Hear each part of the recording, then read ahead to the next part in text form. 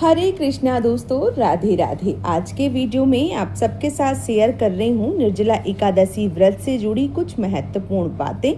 जो निर्जला एकादशी का व्रत करने वाले हैं या जिन्होंने एकादशी का व्रत किया है, उनके लिए बहुत सारे प्रश्न उनके मन में आते हैं, क्योंकि ये एकादशी बहुत बड़ी एकादशी है।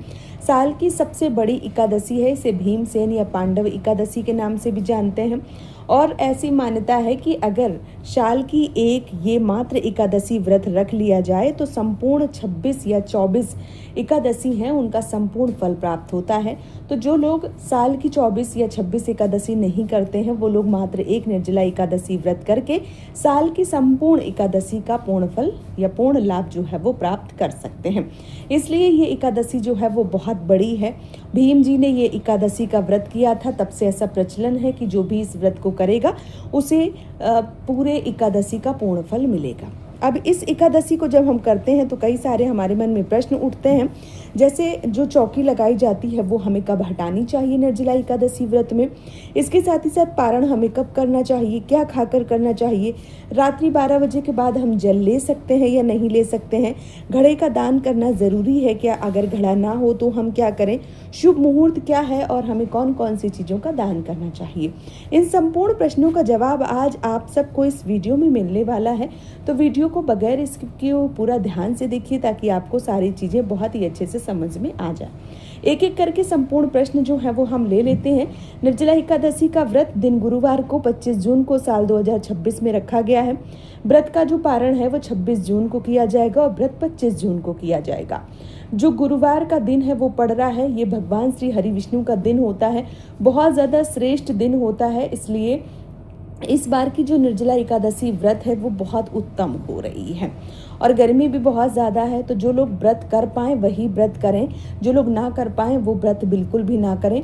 इसके साथ ही साथ अगर आप निर्जला व्रत कर सकते हैं तो ही व्रत के संकल्प में निर्जला व्रत का संकल्प लें, अन्यथा आप जल फल लेकर भी इस व्रत को कर सकते हैं।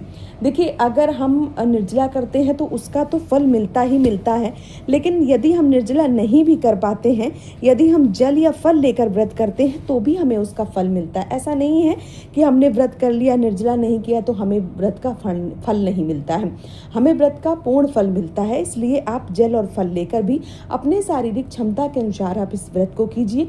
किसी की देखा दुनी इस व्रत को ना करें, क्योंकि ये जो व्रत होता है वो बहुत ज़्यादा कठिन होता है। अब चलिए हम प्रश्न जो है वो ले लेते हैं।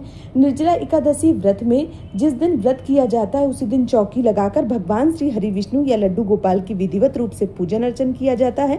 मटका भरकर रखा जाता है, बहुत सारे लोग लोटा इत्यादि भरकर रखते हैं, उसका दान करते हैं। तो आपका जो भी जैसा भी सामर्थ्य है उस प्रकार से आप रखकर और चौकी जो है वो लगाकर पूजा कर सकते हैं। चौकी अगले दिन जिस दिन पारण किया जाता है उस दिन चौकी हटाई जाती है। सुबह सवेरे की पूजा करने के बाद में जो चौकी है वो हटाई जाती है।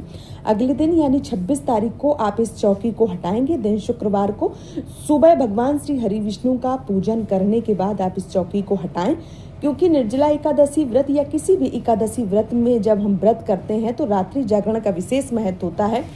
तो ये जो चौकी है ये आपको अगले दिन हटानी होती है, उसी दिन ये चौकी जो है वो नहीं हटती है। तो ये जो चौकी है ये 26 तारीख को 26 जून को दिन शुक्रवार को हटेगी। ठीक है, ये बात आप सबको समझ में आ गई। अब बात करते हैं पारण कब करें। तो 26 जून को व्रत का पारण करना है दिन शुक्रवार को। जो पारण का शुभ समय है वो सुबह 5:25 से लेकर 8:13 तक है। इस बीच आप व्रत का पारण जो है वो कर सकते हैं। व्रत का पारण हमेशा सूर्य उदय यानी सूर्य भगवान निकलने के बाद और हरिवासर समाप्त होने के बाद किया जाता है। तो ये व्रत का पारण जो है वो आप मोटा मोटा आप सबको बताऊं तो 5:30 बजे से लेकर 8:30 बजे तक कभी भी आप व्रत का पारण कर सकते हैं।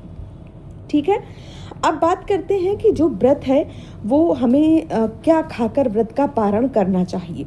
तो देखिए, वैसे तो इस व्रत में भुने हुए जो चने होते हैं जिससे सत्तू बनते हैं वो चने खाकर व्रत का पारण किया जाता है।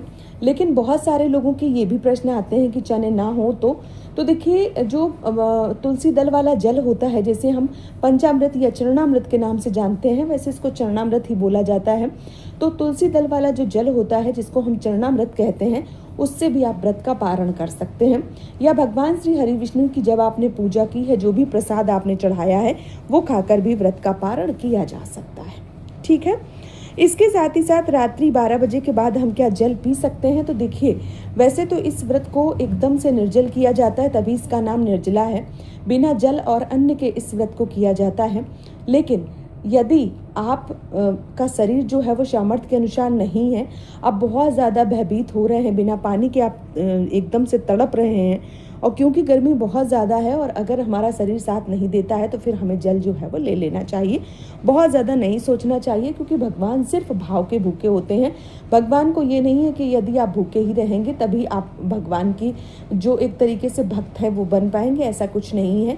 शरीर अगर सामर्थ्य के अनुसार है, सामर्थ्यवान है, तो आप बिना जल के इस व्रत को करें, अन्यथा आप जल फल लेकर भी इस व्रत को कर सकते हैं। ठीक है। अब बात आती है कि जो घड़ा है वो दान करना ज़रूरी है। तो देखिए, वैसे तो घड़े का दान किया जाता है, लेकिन कई ऐसी बहनें हैं जो सिटियों में रहती हैं, उनके साथ ऐसी दिक्कतें हैं कि जो मान लीजिए हाउस हेल्पर आती हैं, उनको वो घड़ा देती हैं तो वो लोग लेती नहीं हैं, या कई बार मंदिर उनके आसपास नहीं होते हैं, तो घड़ा दान करने का उनके बाद बहुत ज़्यादा एक तरीके से दिक्कत होती है, परेशानी होती है। तो ऐसे में उनके प्रश्न आते हैं कि घड़ा का दान जो है वो हम किस प्रकार से करें। तो यदि आपके पास ऐसी व्यवस्था है कि आप घड़े का दान कर सकते हैं, तो आप मंदिर में रख सकते हैं। आप अपने हाउस हेल्पर को या किसी मान बने या किसी को ज़रूरत है जिसको, उसको आप दे सकते हैं। यदि ऐसी सुविधा है कि आप मान लीजिए कि व्यवस्था नहीं बन पा रही है, घड़ा कोई नहीं लेने वाला है, तो आप घड़े का कुछ पैसा जो है वो निकाल कर मंदिर में दान भी कर सकते हैं, या पानी की बोतलें दान कर सकते हैं। आप देख लीजिए कि मान लीजिए कि किस प्रकार से आप दान पुण्य करना चाहते हैं। दान के कई स्वरूप होते हैं, आप उस प्रकार से भी दान कर सकते हैं। ऐसा बिल्कुल भी ज़रूरी नहीं है कि कोई लेने वाला नहीं है तो हम जो घड़ा है उसका दान कैसे ही करें।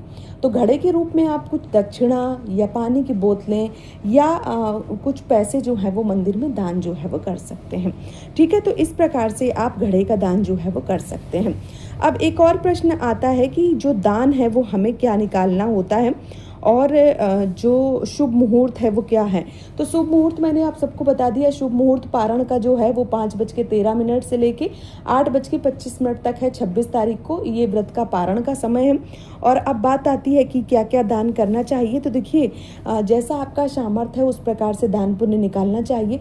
यदि आपका सामर्थ्य बहुत अच्छा है तो आप बहुत अच्छे से दान पुण्य निकाल सकते हैं। पैकेट के स्वरूप में सारी चीज़ें लेकर दान कर सकते हैं।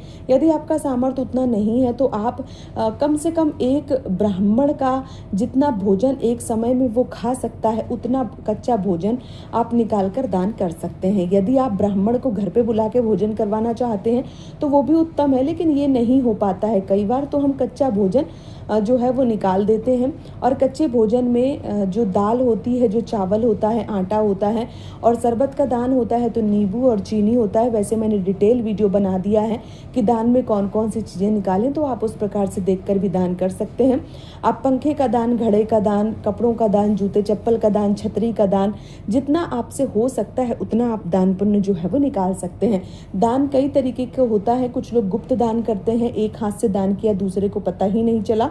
और कई लोग जो हैं वो दान बहुत सारा दान करते हैं, दिखा के दान करते हैं।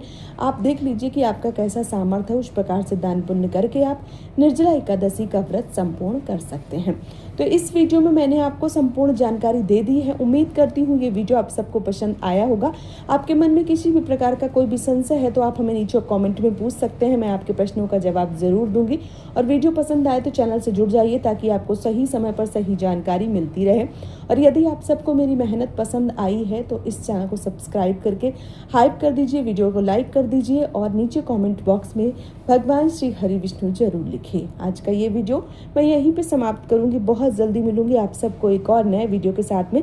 तब तक के लिए हरे कृष्णा दोस्तों, राधे राधे।